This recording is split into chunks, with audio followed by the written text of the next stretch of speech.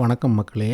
சர்க்கரை வியாதி உள்ளவங்களுக்குள்ள மிகப்பெரிய பிரச்சனை என்ன அப்படின்னா, ஏதாவது இனிப்பை பார்த்தான்னு வச்சுக்கோங்க, ஈஸியாக வந்து ட்ரிக்கர் ஆயிடுவாங்க.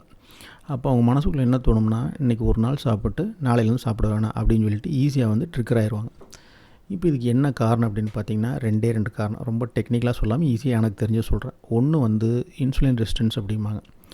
ரெண்டாவது வந்து டோப்பமைன் எஃபெக்ட். வேறு நிறையா ஹேபிட் அந்த மாதிரி பழக்கம் இருந்தாலும் இந்த ரெண்டு தான் மெயின். இன்சுலின் ரெசிஸ்டன்ஸும் டோப்பமைன் எஃபெக்ட்டு தான்.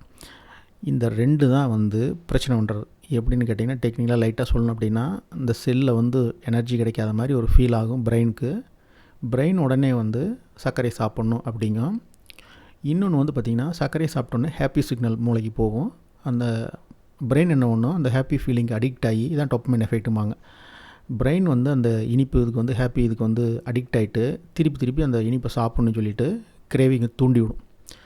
இப்போ இந்த ரெண்டுலேருந்து எப்படி வெளியே வர்றது அப்படின்னு கேட்டால், நான் எப்படி வெளியே வந்தேன் அப்படின்னா, நானும் வந்து என்னென்னமோ டயட்லாம் ஃபாலோ பண்ணேன். பெரும்பாலும் பார்த்திங்கன்னா அதில் 3 வேளை 5 வேளை சாப்பிட்ற மாதிரி இருக்கும். அந்த 5 வேளையும் அந்த இன்சுலின் ஸ்பைக் ஆகிட்டே இருக்கும். அந்த இன்சுலின் ரெசிஸ்டன்ஸ் சொல்கிறாங்க பார்த்திங்களா, இன்சுலின் அடிக்கடி ஸ்பைக்காக மேலேயும் கீழேயும் போயிட்டு வர்றப்ப இந்த கிரேவிங் வந்து கண்ட்ரோலே ஆகாது. நான் அதுக்கு என்ன பண்ணேன், என்னென்னமோ பண்ணி பார்த்தேன். என்னால் கிரேவிங் கண்ட்ரோலே பண்ண முடியல. கடைசியாக வந்து என்ன பண்ணேன், இந்த இன்டர்மீட் ஃபாஸ்டிங்க்கு வந்தேன். இன்டர்மீட் ஃபாஸ்டிங்கில் வந்து கரெக்டாக வந்து ஒரு 15 நாள் இருந்தோடனே 2 எஃபெக்ட்டுமே காலி ஆயிடுச்சு. எப்படின்னா, ஃபஸ்ட்டு வந்து இன்சுலின் ஸ்பைக் ஆகாது. நம்ம சாயங்காலம் 6 மணிக்கு சாப்பிட்றோம், அடுத்த சாப்பாடு அடுத்த நாள் 1 மணிக்கு தான் சாப்பிட்றோம். மீதி இருக்கிற அந்த 19 மணி நேரம் வந்து வெறும் தண்ணி மட்டும்தான் குடிக்கிறோம்.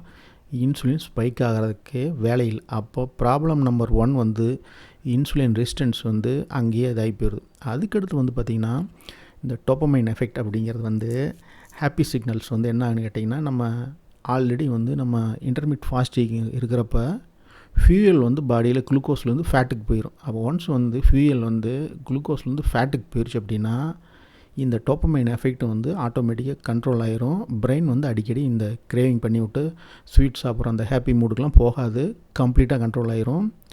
நான் வந்து என்னென்னமோ பண்ணி முடியாமல் கடைசியில் வந்து இன்டர்மீட் ஃபாஸ்டிங் விரதத்துக்கு வந்ததுக்கு பிறகு தான் வந்து சர்க்கரை இந்த ஸ்வீட்ஸ்லாம் சாப்பிட்றது விட்டேன். விருப்பம் உள்ளவங்க இந்த சேனலை சப்ஸ்கிரைப் பண்ணுங்கள். நன்றி, வணக்கம்.